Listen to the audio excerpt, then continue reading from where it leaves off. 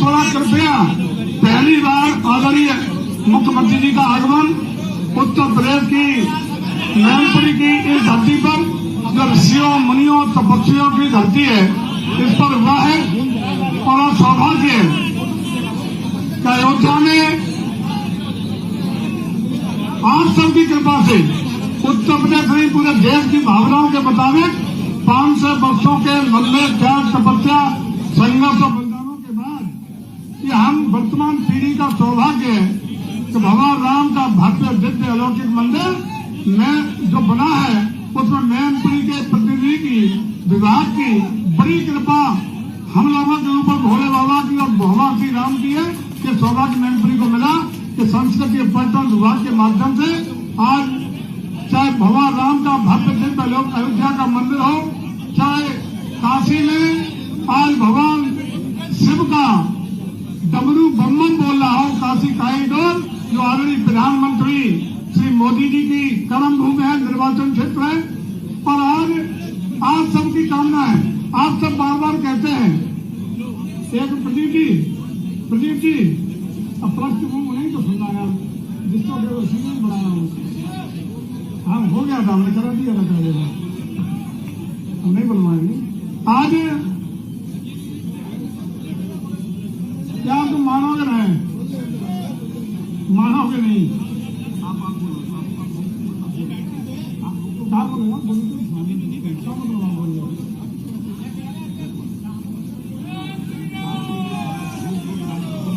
यह स्वागत सत्कार बंद हो सकता है 5 मिनट के लिए। थोड़ा सा आज पूरा प्रदेश जहां सनातन संस्कृति के लिए बढ़ावा देने के लिए आप लोग बार बार नारा देते हैं कि भगवान शिव का कॉरिडोर बना, अयोध्या में भगवान राम अपने घर में 500 वर्षों के संघर्ष त्याग तपस्या और आप सबके बलिदानों के बाद अपने घर में विराजमान हुए। अब बार बार ये आप कहते हैं कि ब्रज में, वृंदावन और मथुरा में कन्हैया जी मचलने का काम कर रहे हैं, और कन्हैया जी मचल रहे, इसका मतलब आज मैनपुरी की सरजमी पर, उत्तर प्रदेश की धरती पर माननीय मुख्यमंत्री जी का नाम मोहन जी है, और मोहन नाम किसका है? भगवान श्री कृष्ण का। और भगवान श्री कृष्ण के वृंदावन और मथुरा की सरजमी पर, ब्रज की रज पर आज गोपाल हमारे मोहन जी के चल पड़े हैं, तो आपकी वो मंशा बहुत जल्दी पूरी होने जाएगी कि भगवान कृष्ण कन्हैया का भगवान शिव के मंदिर और भगवान राम के मंदिर के साथ साथ इसका भी कल्याण होगा, और हमारे कन्हैया जी भी अपने मूल स्थान पर विराजमान हो सकेंगे। इसके लिए आप सबका बहुत बहुत अभिनंदन, वंदन, स्वागत। साथियों, जैसा कि हम सब जानते हैं कि हमेशा से यह समाजवादी पार्टी के हाथ में लोकसभा की सीट रही। हम सबको पता है कि लगातार बाबा से लेकर नाती, भतीजे, बेटे और अब डिम्पल यादव उनके बेटे की पत्नी यहां से चुनाव लड़ रही है। सब लोग जानते हैं इनके आदरणीय अखिलेश जी को 2012 के चुनाव में अपने पिता के राजनीतिक विरासत में उत्तर प्रदेश की गद्दी उत्तर प्रदेश की जनता ने देने का काम किया था। उत्तर प्रदेश की गद्दी के मिलने के बाद जिस तरीके से पूरे प्रदेश ने ये उम्मीद की थी अखिलेश जी से, क्योंकि नौजवान थे, विदेश से पढ़ के आए थे, बड़ा उम्मीदें पूरे प्रदेश को थी, और लोगों को लगता था कि उत्तर प्रदेश का कल्याण होगा, विकास के कार्य होंगे, उत्तर प्रदेश की भलाई होगी, उत्तर प्रदेश की महिलाओं का सम्मान बचेगा, किसानों को उनके अधिकार मिलेंगे, और तमाम उम्मीदों को पाले हुए था। लेकिन उत्तर प्रदेश को निराशा हाथ तब लगी जब इस नौजवान ने, अखिलेश यादव जी ने उत्तर प्रदेश को झोंक दिया दंगों की आंच में। उत्तर प्रदेश के गुंडई का केंद्र बन गया, अराजकता का केंद्र बन गया। और मैं समझता हूं कि जिस तरह की गुंडई 12 से 17 के बीच में अखिलेश जी के राज में उत्तर प्रदेश ने तांडव झेला, और उसमें सबसे ज्यादा तांडव मैनपुरी ने झेला, जब जमीनों पर कब्जे, चोट वसूली, अपहरण का उद्योग बनाने का काम किया, और महिलाओं के साथ तमाम बलात्कार की घटनाएं हो, तुष्टीकरण की नीति हो, उत्तर प्रदेश में कांवड़ यात्रा पर रोक लगाने का काम हो, या उत्तर प्रदेश में जंगल राज स्थापित करने की बात हो, अखिलेश जी आपने उत्तर प्रदेश को नरक करने का काम कर दिया। और इसी का परिणाम हुआ कि 2017 का जब चुनाव आया तो उत्तर प्रदेश की जनता ने एक मुश्त निर्णय लेकर के आदरणीय मोदी जी के आह्वान पर, हमारी भारतीय जनता पार्टी की नीतियों कार्यक्रम के आधार पर उत्तर प्रदेश में आप सबने कमर खिलाने का काम करके प्रचंड बहुमत की सरकार आदरणीय योगी जी के नेतृत्व में लेकर के उत्तर प्रदेश में सत्ता परिवर्तन करने का काम आपने किया। और हम समझते हैं कि आपने 17 में नहीं किया। आदरणीय मोदी जी को 14 में चुनाव जिताने, 17 में हमारा उत्तर प्रदेश सरकार की विधानसभा में प्रचंड बहुमत देने की बात हो, 19 में तमाम विविधाओं के बावजूद, तमाम 2 लड़कों के गठबंधन और बहन बुआ भतीजे के गठबंधन के बावजूद 19 के चुनाव में हमने एक रिकॉर्ड सीटें उत्तर प्रदेश में कमल खिला के देने का काम, इस सरकार के बनाने का काम इस उत्तर प्रदेश ने किया है। 2022 का चुनाव हुआ, पुनः आदरणीय योगी जी की कानून और व्यवस्था की जीरो टॉलरेंस की नीति के आधार पर, उत्तर प्रदेश के बढ़ते हुए स्वरूप के आधार पर उत्तर प्रदेश में प्रचंड बहुमत के साथ दोबारा सरकार आप सब लोगों ने बनाने का काम किया। और उसी का परिणाम था कि उत्तर प्रदेश में वातावरण बदलने का काम हुआ, कानून का राज स्थापित हुआ। और आज सबने देखा कि उत्तर प्रदेश में गुंडे, माफिया और बलात्कारियों का अता पता नहीं चला।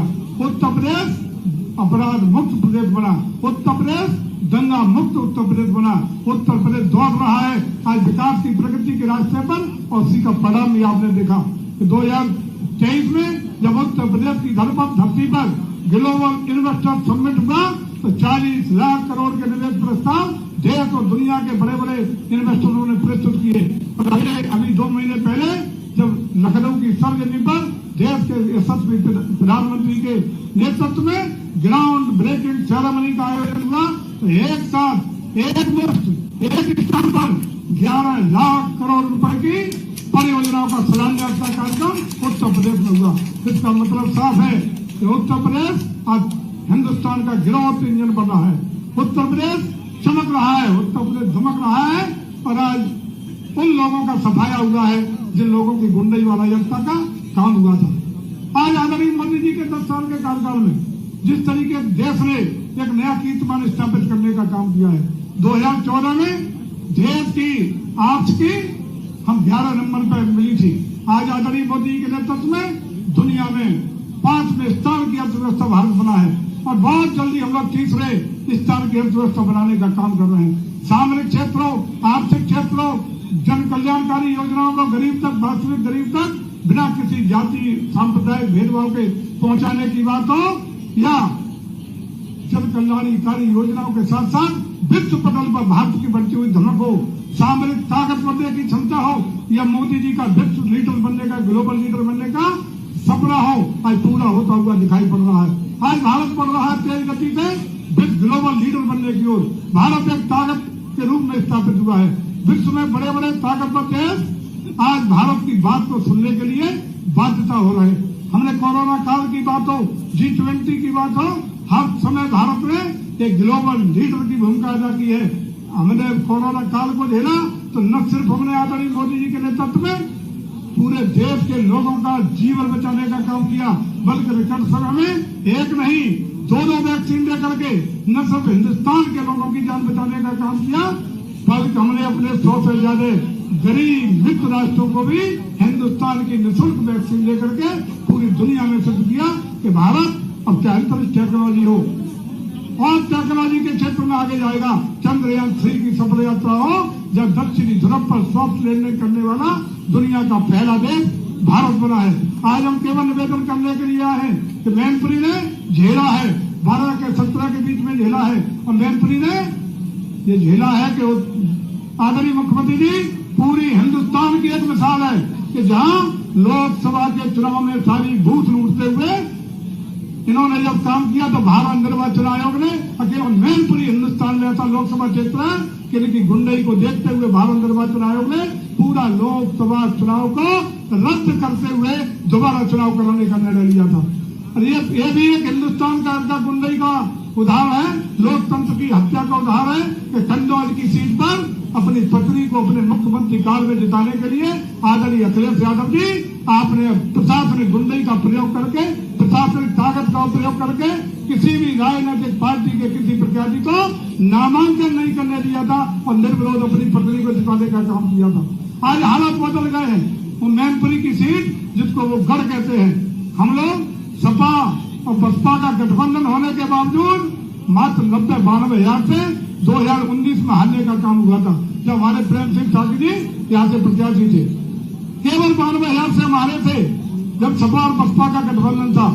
लेकिन आदरणीय मुलायम सिंह जी के निधन के फलस्वरूप ये बीच में सीट 1.5 साल पहले खाली हुई।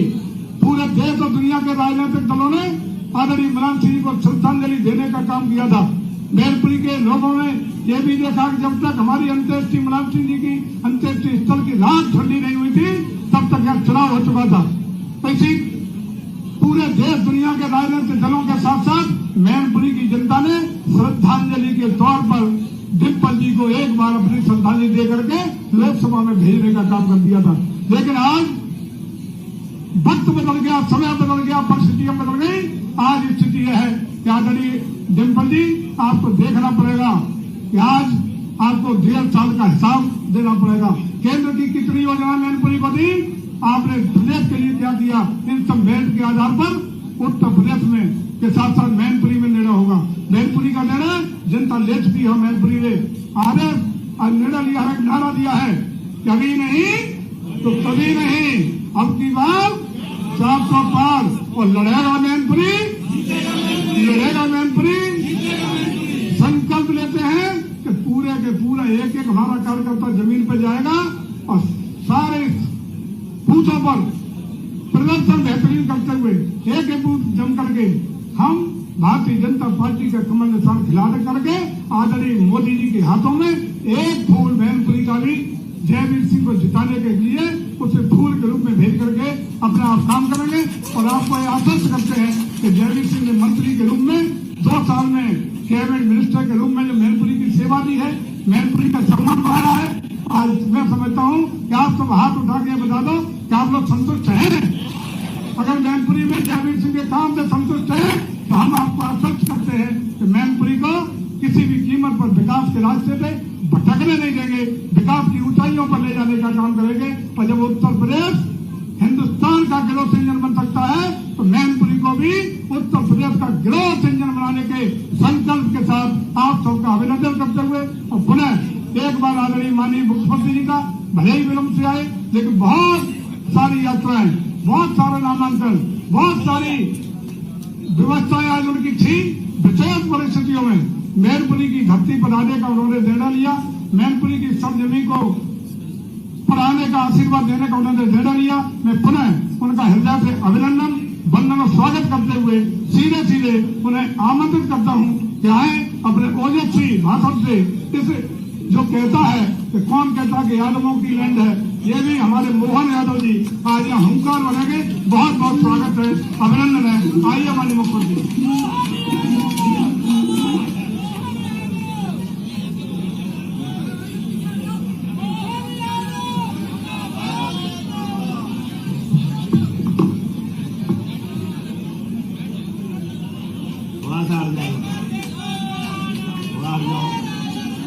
खाली कर दो, ये खाली करो, अब ये खाली कर दो, थोड़ा खाली कर दो।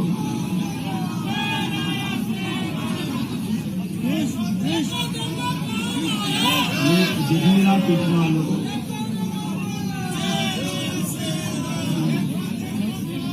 ये सुरक्षा वालों को दिखने दो।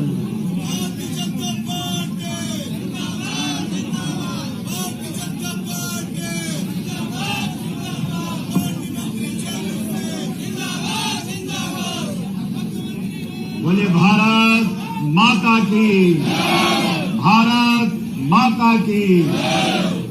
हम सबका आनंद का दिन है। सबसे पहले तो मैं मैनपुरी की जनता का, हमारे पदाधिकारियों का और खासकर आपके प्रत्याशी का, आपके सबके माध्यम से करता धनी से अभिनंदन करें राजवीर सिंह जी का, जयवीर सिंह जी का और साथ ही साथ हमारे अध्यक्ष, मंत्री, विधायक सारे पदाधिकारीगण, ये बात सही है। मैं अपनी तरफ से विलंब से आने की क्षमा चाहता हूं। मैंने कोशिश बहुत की। ये उनका चरित्र बताता है कि वो किस मिट्टी के बने। और एक तरफ देशभक्त राष्ट्रवादी लोग जो अपने सनातन धर्म की संस्कृति के साथ जुड़ करके बात भी कर रहे हैं और डंके की चोट मोदी जी के साथ देश पे राज भी कर रहा है। ये भाजपा और हमारी संस्कृति बताती। जोरदार तालियां माननीय मोदी जी के लिए बजाएं। और बाबा योगी जी, मैं उनको भी स्मरण कर रहा हूं। हमारे लिए सौभाग्य की बात, आज जब मैं बात करूंगा तो मैंने पहले विलंब से आने की क्षमा जरूर मांग ली, लेकिन ये मान के चलो आज आपने हमारे अपने सांसद प्रत्याशी जी ने बुलवाया है।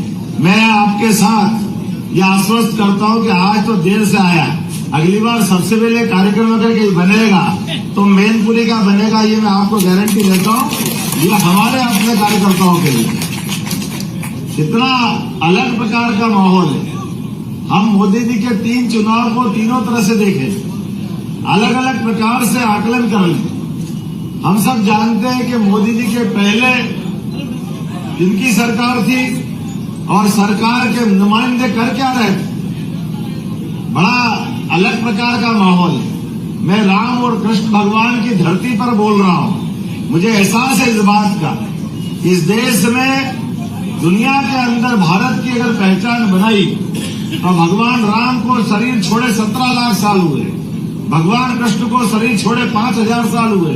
और अब हम नहीं कह रहे, नासा के माध्यम से डूबा हुआ राम सेतु उसकी आयु से मालूम पड़ जाता है। भगवान कृष्ण की भेंट द्वारका की जो आयु डूबी हुई हम सब जानते हैं। वो डूबी भेंट द्वारका की आयु निकाल करके कोई देख सकता है कि जो हम कह रहे हैं ये कपोल कल्पित नहीं है।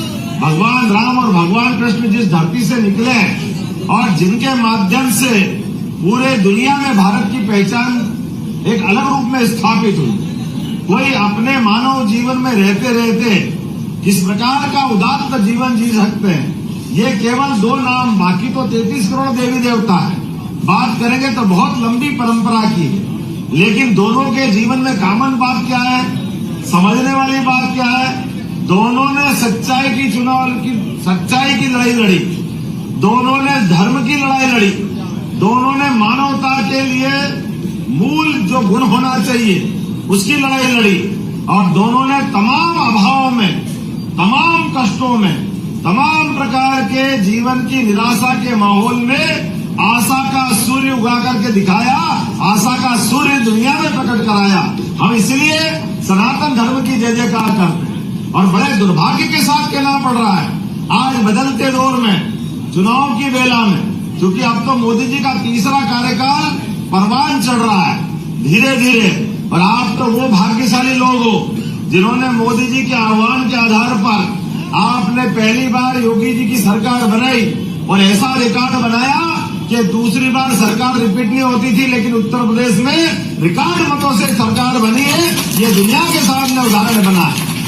उत्तर प्रदेश ने अपने माध्यम से भाजपा की विचारधारा के बलबूते पर, सुशासन के बलबूते पर गुंडागर्दी, आतंकवादी, लूट, फरेब, पता नहीं कितने प्रकार के गंदे शब्द हैं, सारे गंदे शब्दों में मानवता करहा रही थी, मानवता त्राहिमाम कर रही थी।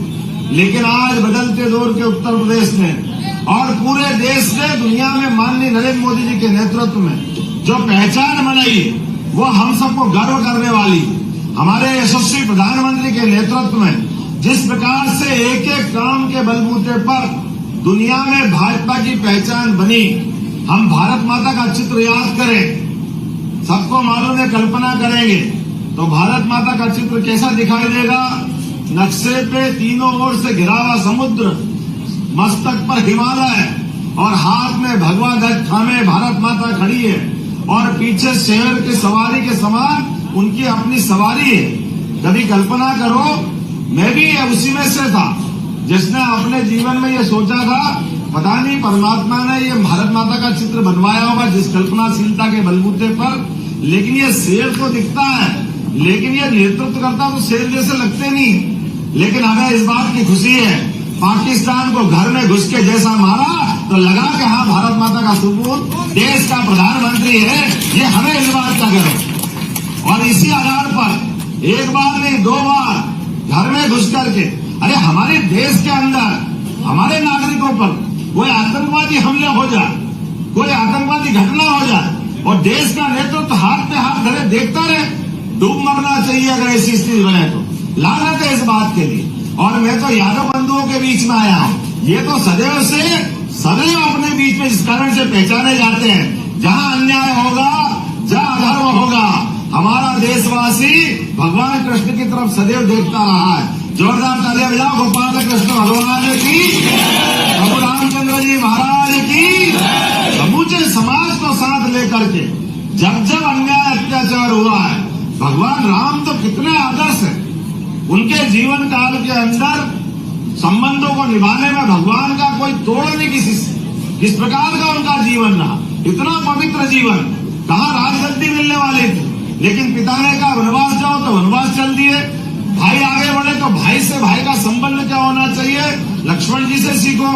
पति पत्नी का संबंध कैसा होना चाहिए, भगवान राम और सीता से सीखा जाता है। इसलिए तो राम राज्य की बात करते हैं। और राम जी का जीवन भी 11 साल पंचमढ़ी के हमको मालूम है, आगे बढ़ करके जिस प्रकार से चित्रकूट में जीवन जिया है, और लगा के कठिनाई के दौर में भी जो उपलब्ध संसाधन है, उस संसाधन के बलबूते पर जिसकी लंका सोने की थी, जिसका घमंड 7वें आसमान पे चलता था, जिसका दिमाग एक नहीं 10-10 दिमाग बना करके अपनी कौन सी सत्ता चलाता मालूम नहीं, लेकिन ऐसे घमंडी रावण को घर में जाकर के अपने आदिवासी वनवासी हनुमान जी और सुग्रीव की सेना कौन कौन से बताने की जरूरत नहीं, लेकिन सारे समाज को साथ लेकर के उस घमंडी का घमंड तोड़ने का काम भगवान राम ने किया है। हम उस आदर्श को मानने वाले लोग हैं, जो जय जय श्री राम ऐसे ही नहीं करते। जीवन में सुबह शुरुआत होती राम राम से, किसी को प्रेम से बोलना तो जय श्री राम।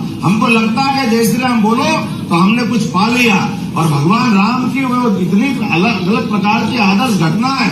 और दुर्भाग्य के साथ कहना पड़ रहा है, आजादी के बाद ही कांग्रेस के लोगों ने इस देश के साथ अन्याय किया।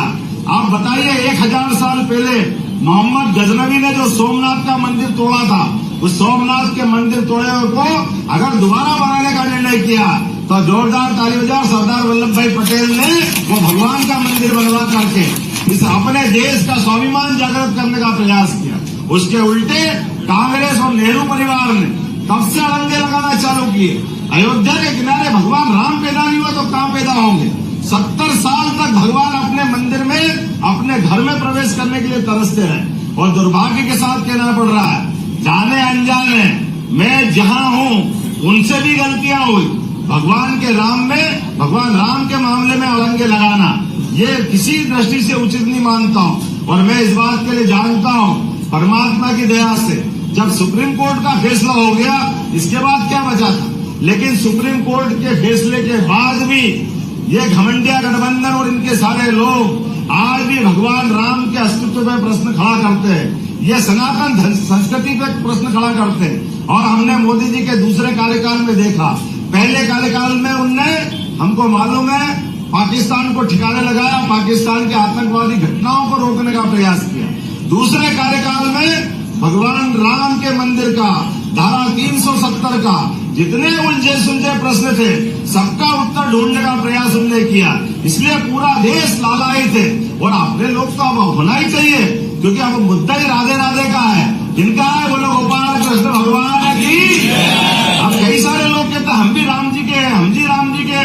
भैया हमने कहा तुमको तो बुलाया, तुम तो आराम कर रहे थे, तुम तो आए नहीं, जाने क्या क्या कह रहे थे। लेकिन चलो कोई बात नहीं, राम जी का निकल गया, अब गोपाल जी का आगे है, क्या परेशानी है। अब आप डंडे की चोट बोलो कि हाँ मथुरा में भगवान राम का मंदिर बनना चाहिए, वो ढंग से तो आना चाहिए ना।